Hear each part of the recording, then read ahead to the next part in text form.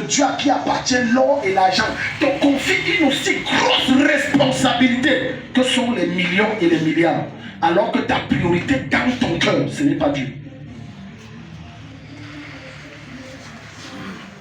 Beaucoup d'entre vous ici viennent, c'est pour leur problème, c'est bien, mais c'est une erreur. Parce que après que tu as reçu la solution à ton problème, la suite c'est quoi? Je te dis la suite. Tu rentres dans tes vieilles habitudes. D'autres se consacrent à Dieu le moment que ce problème dure. Et le problème, dès qu'il s'arrête, il rentre dans ses vomissements. Voilà pourquoi dans le livre d'Apocalypse, la Bible va dire quand la trompette va sonner, dehors les chiens. Pourquoi il dit les chiens? Il ne parle pas du chien comme étant l'animal. Il parle d'une image. Un des caractéristiques majeures du chien, c'est qu'il vomit et remange ce qu'il a vomi. Si tu ne sais pas ça, je t'informe. Le chien, on a vécu avec le chien. Après, il revient quand il remange.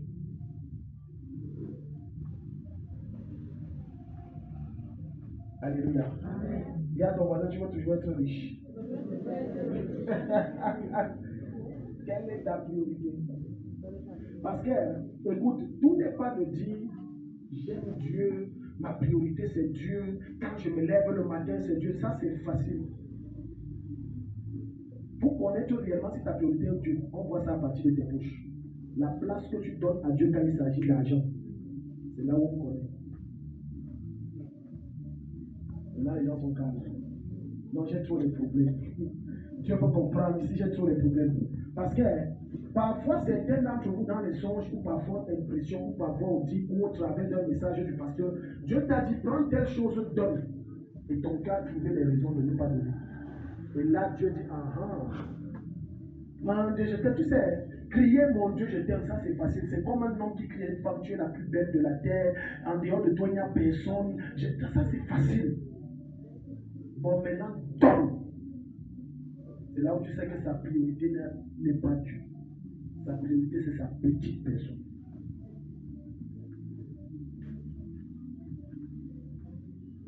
Cherchez premièrement le royaume. Ça veut dire, tout mon être doit toujours être tourné vers Dieu. Dieu d'abord. Amen. Même quand je suis dans mon lieu de service, j'ai un peu de temps de repos. Je lis ma Bible ou je parle en langue dans mon cœur. Dieu d'abord. Lorsque mon patron vient me rencontrer, me présente les défis, je dis, patron, est-ce qu'on peut prier un peu? Dieu d'abord. Quand Dieu voit ça, Dieu dit, tu viens de me convaincre. Il faut que je t'amène à un niveau supérieur. Amen. Il faut que je te donne les richesses des nations. Amen. C'est ça qui est écrit.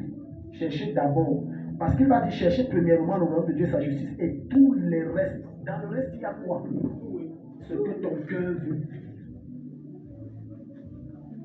Ce que ton cœur.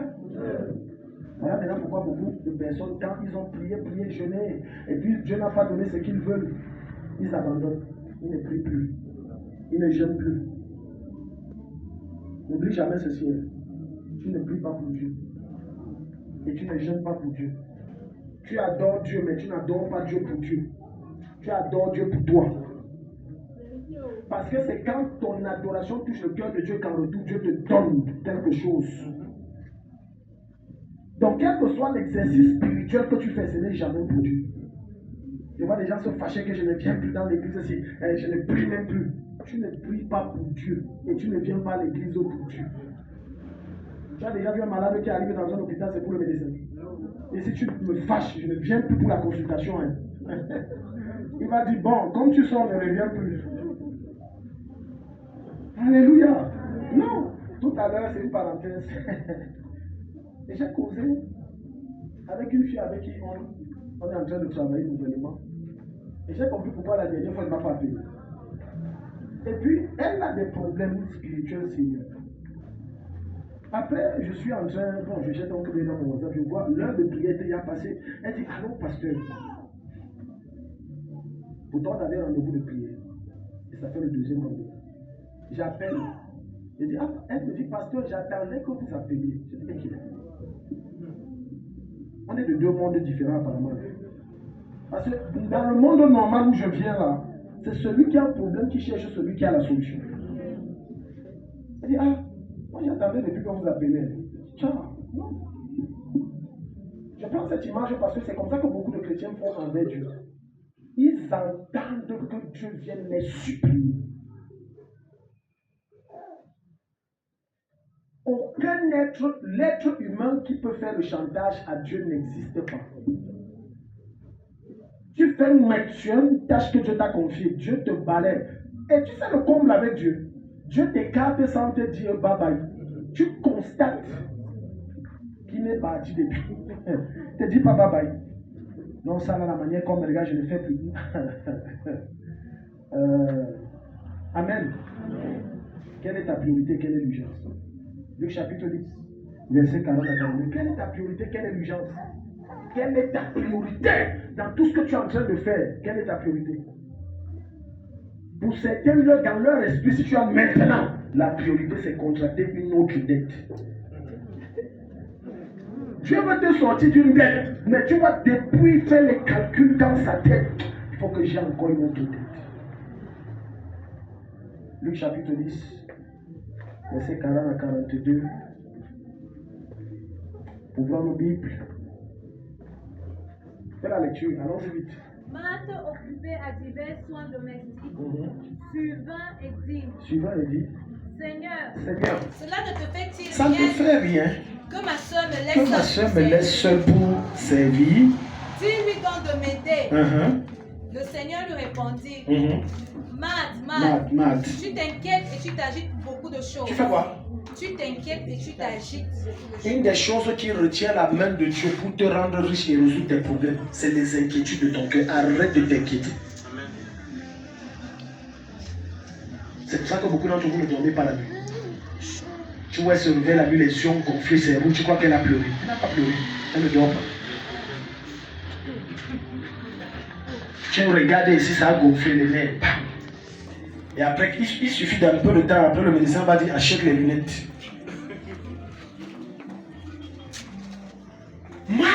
Tu vois, Jésus arrive parce que Jésus était très intime à la famille de Lazare. Il est arrivé rendre visite.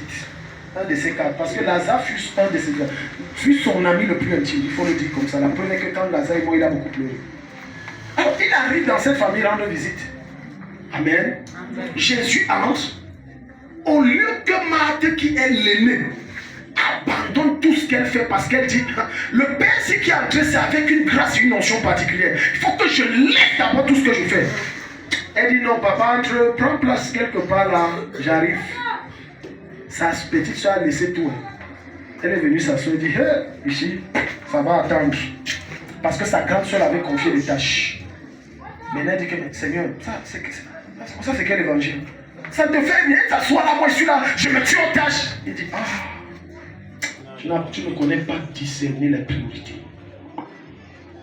Je viens d'arriver là, je ne suis pas tous les jours avec vous. Et quand je viens et j'entre chez quelqu'un, c'est avec une grâce et une grande bénédiction. Quand tu me vois entrer, laisse tout ce que tu fais, viens d'abord. Maria choisit la meilleure part. Toi, tu t'inquiètes de tout. Dans ta tête, il y a le loyer. Tu viens dans la présence de Dieu, mais il y a le loyer. Dans ta tête, il y a les dettes qui ne sont pas payées. Alors que tu es dans la présence de Dieu. Non. Venez dans la présence de Dieu veut dire, je balaie tout ça de mon esprit. Je m'abandonne à lui. Parce qu'à l'instant T, la priorité, c'est d'abord lui. Plusieurs sont des maths. Ils ont commis cette erreur. D'autres, ils sont dans la présence de Dieu, ils sont avec le téléphone. Alléluia. Si tu entres bien, tu vois, ce n'est pas la Bible. Et après, ils vont dire, les démons m'oppressent, ma vie est bloquée.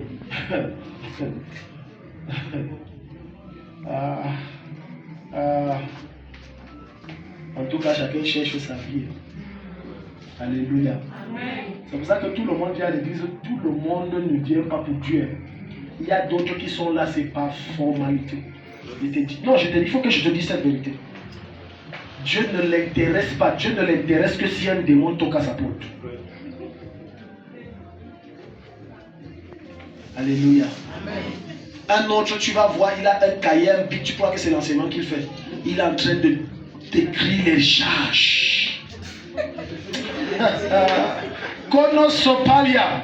Tu es sûr que c'est les versets bibliques. Mais sauf que si tu jettes un coup d'œil, il y a trop de chiffres. Mais il y a très peu de lettres. Et après on dit Amen, Amen. Non, ce n'est pas le message. C'est pas ça. Il écrit ses les charges. Il est en train d'écrire les noms des gens qu'il doit. Ah, Seigneur va rembourser ça comment et... Ouais. Gloire à Jésus. Amen. On ne se moque pas de Dieu. Ce qu'un homme aura sémé, il le récoltera. Tu récoltes ce que tu sais. Donc quand même tu es dans la présence de Dieu, tu récoltes. Tu vas récolter. Pourquoi tu viens jouer dans la présence de Dieu? Si tu veux jouer, reste à la maison. Ne viens pas dans sa présence jouer. Si tu veux rester à la maison, rien ne t'oblige. Mais quand tu viens comme Marie, tout ton être. Mon âme a soif de toi. Mon âme a soif. Permettez-moi de vous dire une vérité. Certains d'entre vous ont des prophéties qui auront de la peine à s'accomplir à cause de leur attitude dans la présence de Dieu. Ce n'est pas un démon qui va bloquer. Dieu va retarder ça. Parce que la manière que tu te comportes, ça l'irrite. Tu vas dire, bon, moi j'ai l'éternité, je ne vieillis pas, je suis éternel. Mais toi tu vieillis. Donc j'ai tout mon temps. Tu veux challenger Dieu. Qui peut challenger Dieu? Dieu a tout son temps. Dieu a tout son temps. Toute l'éternité l'appartient. Nous, on n'a pas le temps. Ce que toi tu appelles 100 ans, devant Dieu, c'est comme un jour. C'est même demi-journée. Parce que David va dire 1000 ans devant toi est comme un jour. Donc, c'est même pas demi-journée. C'est comme une minute. Amen. Quelles sont tes priorités? Parce qu'il est possible que depuis tu aies investi sur ce qui est urgent, mais n'est pas priorité. C'est urgent, mais ce n'est pas la priorité. Deuxième chose, limiter au maximum ses dettes. Tu ne peux pas bien gérer tes revenus et être riche si tu continues de prendre les dettes. Limite. Une des raisons pour lesquelles les gens prennent trop les dettes, c'est qu'ils n'arrivent pas à se contenter du peu que Dieu leur donne.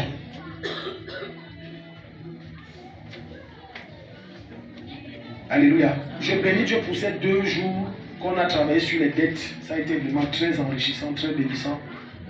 Et à la fin, le dernier jour, hier, le Seigneur a dit où les mains de ceux qui sont présents, ce qu'on a fait. Et les témoignages vont s'en suivre certainement. Amen. Je n'ai pas suivi quelqu'un qui dit Amen. Amen. Alléluia. Limite tes dettes. Limite tes dettes, limite tes dettes, limite tes dettes, limite. Réduis-les au maximum. Plus tu es endetté, moins tu seras riche. La plupart de ceux qu'on appelle riches aujourd'hui sont des endettés, des futurs pauvres. Ils sont très endettés. Très. Laisse la grosse voiture qui roule, ce n'est même pas pour lui, c'est en hypothèque. Laisse ça. J'ai dit, la plupart sont très endettés. Tu le vois, il est dans une grosse maison. Tu entres, tu dis, oh, le fauteuil ici. Tout ça, c'est les dettes. Si tu ouvres tes yeux sur chaque meuble et immeuble qui est là, c'est écrit dette. Dette de la banque, dette de la famille, dette de ceci, dette de cela. En réalité, tout ce qu'il a ne lui appartient pas. Le vrai riche selon la Bible, c'est celui que Dieu a élevé et qui a été élevé et il ne doit rien à personne. Alléluia. Amen. Beaucoup d'entre vous ne savent pas que la plupart des pays qu'on dit développés sont les plus endettés de la terre. On dit les États-Unis c'est le pays le plus développé, mais en fait c'est le pays le plus endetté. Entre 2020 et 2023, les États-Unis ont généré des dizaines de milliers de dollars, milliards de dollars de dettes. Vous savez combien ils ont épongé? En fabriquant des faux problèmes dans d'autres pays du monde et en les obligeant à payer la dette. Ils ont fabriqué des faux problèmes. Et quand vous allez dans des pays comme les États-Unis, la France, l'Allemagne et tout ça, ils vivent sous les dettes. Donc en réalité, ils ne sont pas réellement un pays développé. Mais c'est parce qu'ils font le faux. La plupart des gens riches se sont enrichis à partir du faux. Leur richesse, c'est le fruit du faux. De l'arnaque, de la frappe, de la drogue, de l'oppression. J'ai te dit, si tu as déjà un temps, soit peut travailler pour les entreprises privées, tu vas découvrir un fait marquant. Leurs employés là, ils trouvent des raisons soit pour couper l'argent, soit pour ne pas payer. Et tu vas voir, l'argent là, c'est pas qu'il n'y a pas, il y en a. Mais ils font un enrichissement illicite. Tu vas aller te plaindre. Plus que le juge est dans sa poche. Le juge va faire balancer la balance par rapport à celui qui donne plus. Toi, tu n'en as pas. Il y a quelqu'un dans cette ville, je ne vais pas citer l'établissement, il a travaillé comme principal. Abusivement pour une erreur bête, on l'a chassé. Il est allé au tribunal, il a payé. Il ne pouvait pas. Il est allé au quoi du travail là. On appelle comme ça quoi. Et tout ça c'est dans la poche. Au Cameroun, on dit dans la sauce. Tout cela était dans la sauce du fondateur. Tu vas faire quoi? Ce n'est pas une richesse qui agrée Dieu. Dieu va t'élever sans que tu n'utilises de telles astuces. Tu vas être riche sans être dans des magouilles étranges. Le meilleur des amens, quelque chose va te toucher. Tu vas entrer dans des choses bizarres. Tu entres dans des vols, des machins, le mensonge, la triche, l'arnaque, le raquettage. Le raquettage. Trouvez toujours une astuce pour pouvoir. Ici, il n'y a rien. Va à Yaoundé. Le braquage en plein vol dans les églises. En plein air et en plein ciel ouvert. Un braquage propre et clair. Alléluia. Amen. J'ai dit, quand je vois des gens disent, ah, j'appelle demande trop. Je comprends que tu es naïf qui n'a pas côtoyé certaines églises de réveil. Tu es naïf. Tu entres dans une église là, on te braque jusqu'à tu rentres à pieds nus. Pieds nus, nus. T'as dit même la chaussure, on a braqué ça. En fait, chaque programme que de telle église organise, c'est pour se faire de l'argent. Ce n'est pas parce qu'on aime trop Dieu.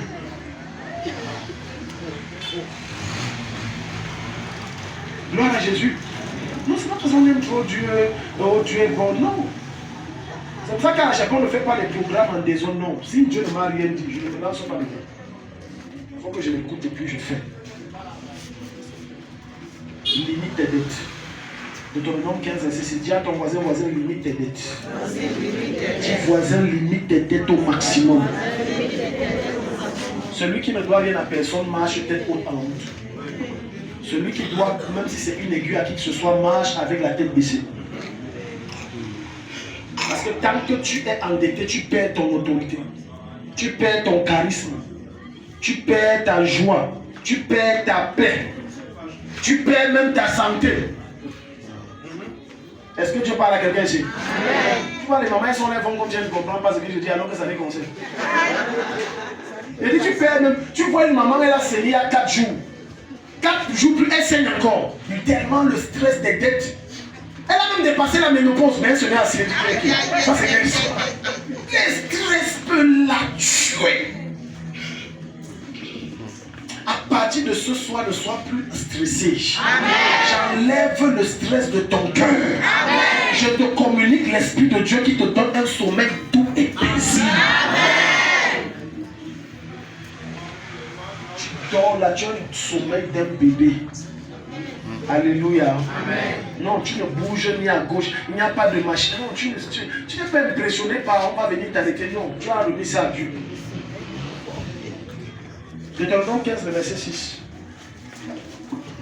Deutéronome 15, le verset 6.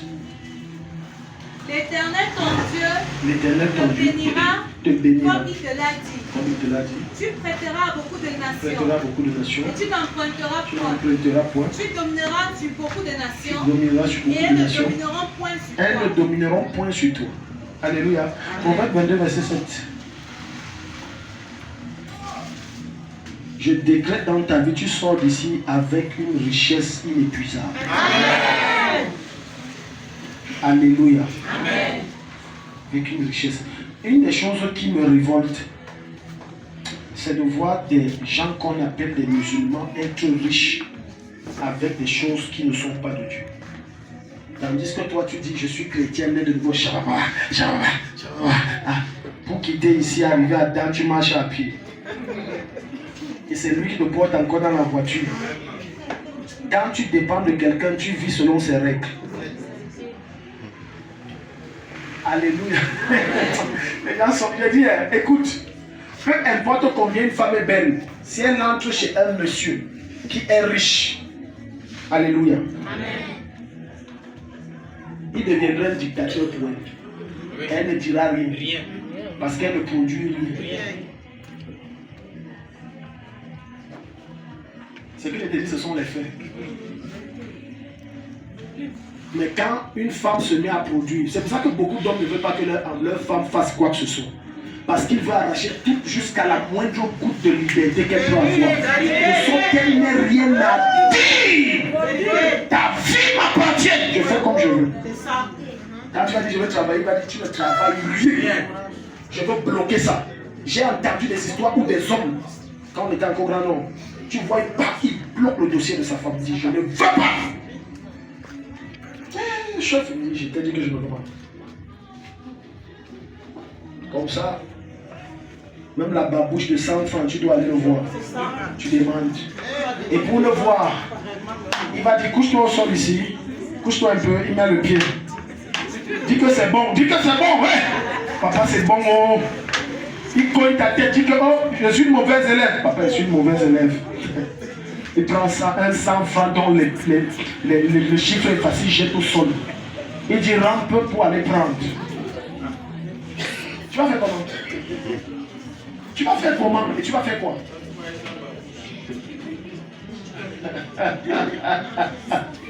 Au nom de Jésus, ce genre d'humiliation, si tu es dedans, je t'enlève de là.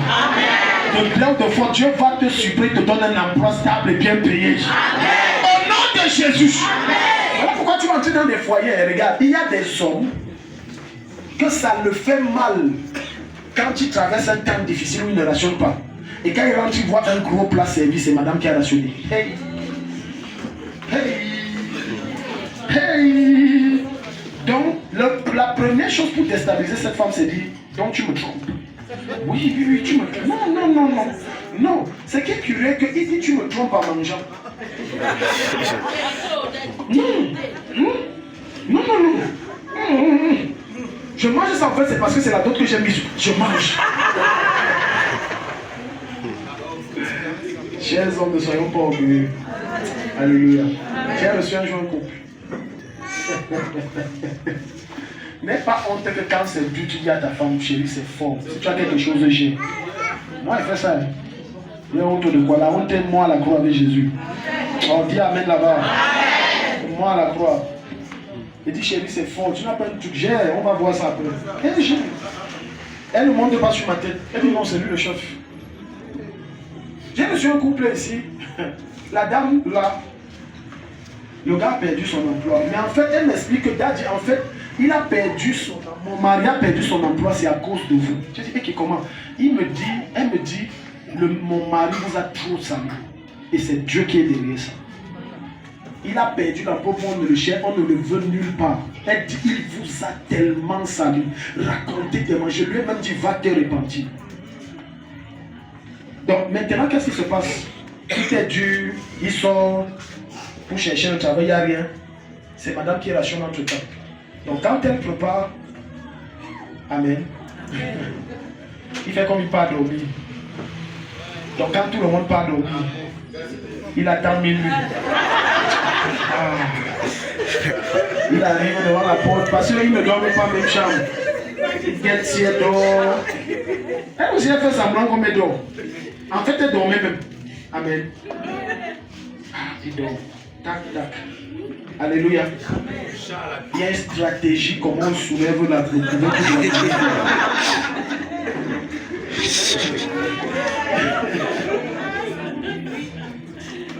Il se sert. Il reste à la cuisine parce qu'il ne faut pas au salon pour notre âme. Mais sauf qu'entre temps, elle s'est réveillée, elle avait soif. Elle arrive, elle boit, elle fait comme une arrière. Elle boit son nouvel repas. Tu vas te prendre pour avaler ça, c'est bloqué. Elle dit, Daddy, mon mari vole dans la marmite. Pourquoi il fait ça? C'est pour nous tous, non? Pourquoi il fait ça? Mais devant elle, quand elle sait, elle dit, non, moi je ne mange pas faim. Non, je dois manger. Je n'ai pas faim, moi. Moi, je n'ai pas faim.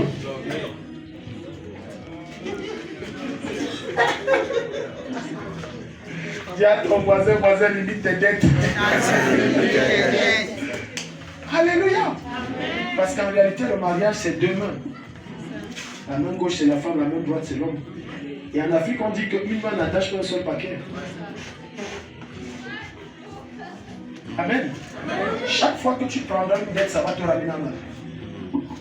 Je dis, même si c'est de ton meilleur ami, ça te ramène en arrière. Voilà une parole de sagesse que je vais donner à quelqu'un ce soir. Si tu prends quelque chose chez quelqu'un, une chose qui t'intéresse, suis le conseil, si ça peut te sauver demain. Et c'est l'erreur que certains d'entre vous ont fait, et aujourd'hui on les méprise, et on raconte des mensonges sur. Si quelqu'un t'offre quelque chose parce qu'il a senti que ça t'intéresse, amen, trouve symboliquement quelque chose de lui. Ça te couvre de lui. Je prends un exemple. Tu as vu les assiettes, l'ensemble des assiettes de ta copine, ça t'a plu et tout. Ah, tu dis que ouais, tes assiettes sont jolies, ça me plaît. Elle prend, elle te donne, retire même 5 000, 10 000, donne-lui. Ça sera le témoin demain que tu as acheté. Et c'est l'erreur que beaucoup d'entre vous ont fait aujourd'hui. On vous dit que celle-là, je l'avais aidé, je l'avais... Non. Donne toujours quelque chose. Ça sauve ta tête. Amen. Même s'il dit que oh non, je ne veux pas, tu dis que oui, mais moi je veux te donner. Prends. Tu ne laisses rien, ne prends pas, laisse ça sur la table. Pas. Proverbe 22. 22, verset 7, je pense. Le riche domine sur les pauvres. Oui. Et celui qui emprunte est l'esclave de celui qui prête. Proverbe 17, verset 18. À compter d'aujourd'hui, tu ne seras plus esclave de personne. Amen. Tu ne seras plus esclave de personne. Amen. En commençant par les banques au nom de Jésus. Amen. Une maman est venue me voir un jour, elle me dit, Daddy, j'ai dit à mon fils que je vais même vendre notre maison là. Parce que ça ne va pas. Je fais tout, ça ne donne pas. Maintenant, même la banque veut venir prendre de la maison. J'ai dit, maman, ne faites pas ça. Tu vois ce que la dette peut faire? Ça te met dans un stress. Elle était prête à vendre. Vendre à combien? Juste le montant qui permet de rembourser la dette parce que l'échéance est là. C'est une erreur. Ne prends plus des dettes. Je sais que certains d'entre vous ont fait une alliance avec la dette au point où ils vont dire on va donc faire comment, Daddy? Confiez-vous à Dieu. Alléluia. Alléluia. Amen. Évite les dettes. Aujourd'hui, je peux prêcher l'évangile, enseigner sans avoir peur de personne. Parce que je ne dois rien. Amen. Non. Regardez, imagine-toi un temps soit pas amen. Que je suis endetté chez quelqu'un 100 000. Je suis en train d'enseigner, je suis en train... Alléluia, amen. Les gens, la salle est en effervescence. Quand le gars à qui je dois entre, le charisme là baisse naturellement. Alléluia. Tu dis que bon, tu vois, même quand l'Esprit de Dieu te donne les paroles, ça passe. Tu dis que je sens qu'on doit prier.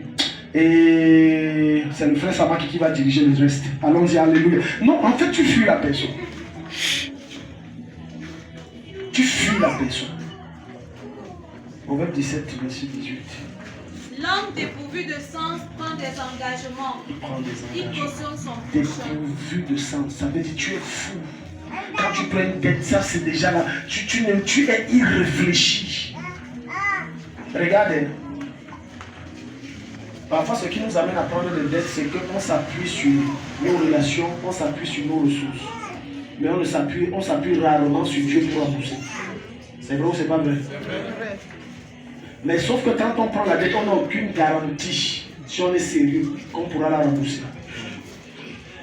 Il y a des gens qui ont pris des dettes sachant que non, moi je te rembourse en 2 semaines. 2 semaines est devenu 2 ans.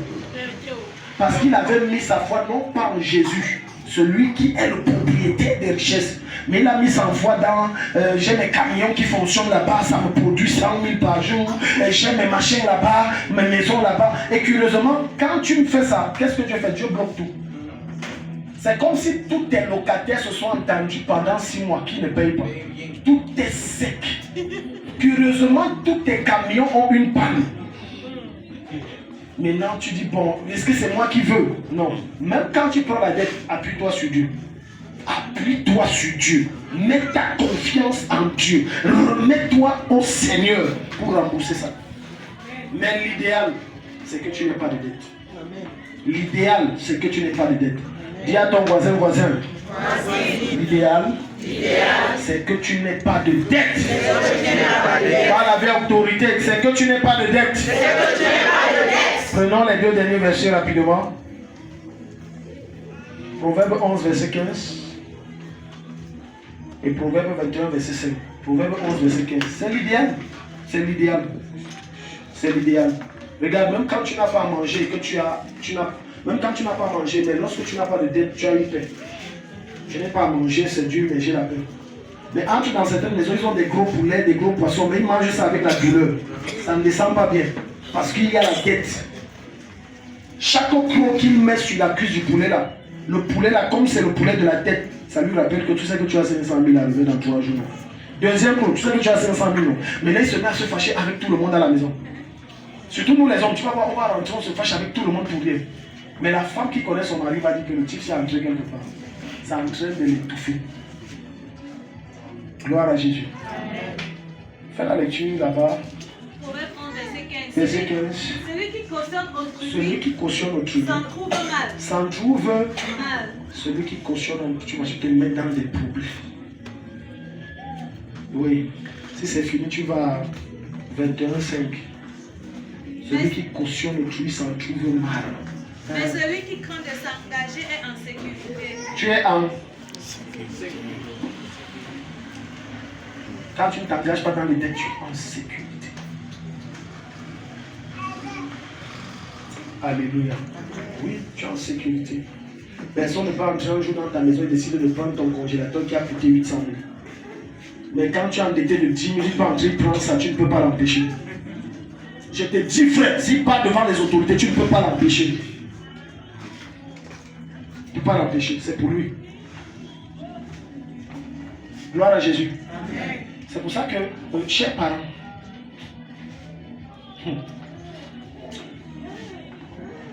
certaines personnes ne savent pas que lorsque un homme va doter une femme et qu'il n'a pas totalement payé la dot, il a partiellement une autorité sur cette femme. Il n'a pas totalement une autorité sur cette femme. Parce que tu n'as pas tout payé. Ça veut dire que le parent a encore autorité. Il peut même décider d'annuler ça. Voilà. On a une révélation que les hommes doivent prendre notre très au sérieux. Quand tu ne payes pas toute la dot, tu n'as pas totalement autorité. Alléluia. Parce qu'elle t'appartiendra quand toute la dot sera. Les gens ne veulent pas parler. Ce qui me choque même, c'est les femmes qui ne parlent pas. Vous voyez comment vous nous encouragez à entrer dans le banditisme. Alléluia. Quelqu'un n'a rien donné, il prend toi avec toi. C'est un bandit. Non, c'est un bandit. C'est un bandit. J'ai aimé, il y a un papa, j'ai assisté à un monsieur qui est venu pour dire qu'il prend sa femme. J'ai aimé le langage qu'il a. Il a dit que toi tu es un voleur. J'ai aimé ça. J'ai dit, mais le père, c'est bien, il parle bien. Oui, et c'est vrai, tu es un voleur. Tu prends la fille de lui, vous partez, vous restez, tu n'as rien donné. Tu es un voleur, ça c'est vrai. Du point de vue biblique là, c'est vrai, c'est ça. Ça veut dire que tu as endetté. Et tu vas pas dans le sang, il parle mal aux parents, à la belle famille, tu vois. Entre dans les familles, tu vas voir. Le gars même, il a seulement même versé même seulement ce qu'on appelle le toqué. Toqué porte. Il croit qu'il est déjà, tu n'es pas son mari, laisse ça. Alléluia. Non, il faut que je vous dise vrai, tu n'es pas son mari. Tu deviens son mari quand tu payes toute la dot. Toute, rien ne reste. Toute la dot. Sinon, ils peuvent faire des pratiques, ça te prend. Vous jouez avec le monde spirituel, jouez. J'ai dit qu'il fait des pratiques, ça va te prendre. Parce qu'il y a encore ce qu'on appelle une réclamation. Jusqu'à tout soit épongé, là il n'y a plus rien. J'ai le total contrôle de la totale. Je vous prends une image pour que vous compreniez, amen. Pour Pourquoi est-ce que lorsque tu vas acheter une télé et que la télé coûte 150 000, prenons ça comme ça, et que tu as versé 140 000, il manque 10 000, à moins que le vendeur de la télé ne te connaisse intimement, pourquoi est-ce qu'il ne te donne pas la télé? Hein? Quoi? Et donc, c'est compliqué à comprendre. Dans le monde spirituel, voilà comment donc certains sorciers de vos familles, qui sont les parents peut-être de la fille, peuvent avoir accès mystiquement et détruire leur foyer. Parce que quand ils se tiennent devant... Écoutez, dans le monde spirituel, il y a ce qu'on appelle le tribunal spirituel. Aucun sorcier ne frappe qui que ce soit sans aller devant le tribunal que Dieu a établi dans l'esprit. Et pour t'atteindre, il faut une preuve. Comme tu vois le tribunal qui est ici, c'est comme ça que ça se passe dans le monde spirituel. Quand il y a des preuves sur lesquelles le sorcier peut s'appuyer, il a accès. Mais quand il n'y a aucune preuve, il ne peut pas avoir accès.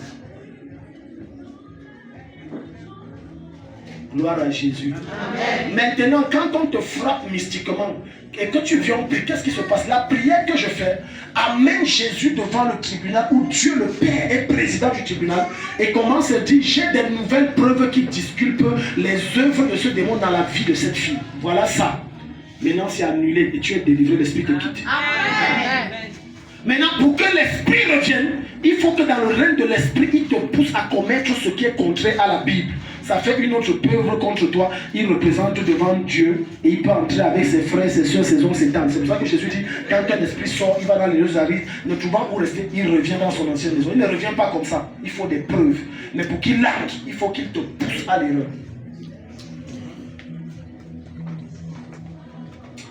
Est-ce que Dieu parle à quelqu'un? On est en train de finir. Proverbe 21, verset 5. Mieux vaut une réprimande ouverte. Mieux vaut une réprimande ouverte qu'une amitié cachée. Mieux vaut une réprimande qu'une amitié cachée. Quelqu'un qui t'aime, c'est quelqu'un qui va pas seulement te dire les bonnes choses. Il va également te dire ce qui ne te plaît pas. Vu que c'est la vérité, là il t'aime. Alléluia. Amen. Tout couple où chacun dit que non, on n'a jamais les problèmes, c'est deux bandits. Je répète, tout foyer où il dit non, on n'a jamais les, c'est deux hypocrites, menteurs, voleurs, bandits. Le couple là n'existe pas. Même au ciel, ça ne peut pas exister.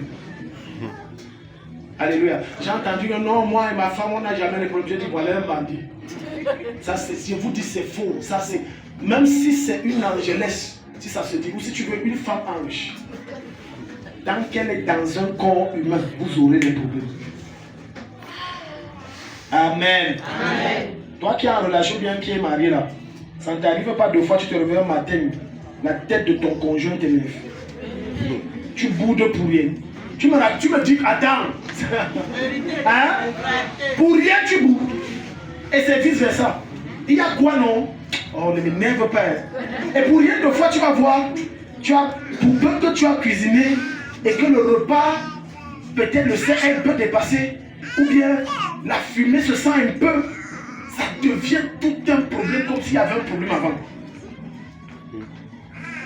Tu me dis que non, on a mon foyer, non, nous aussi, nous on n'a jamais les problèmes. Mon foyer c'est le paradis. Alléluia. Au nom de Jésus-Christ, tout ce qui te neutralise et te ramène en arrière, c'est détruit. Amen. C'est détruit. Amen. C'est détruit. Amen. Mets-toi debout, acclame Jésus.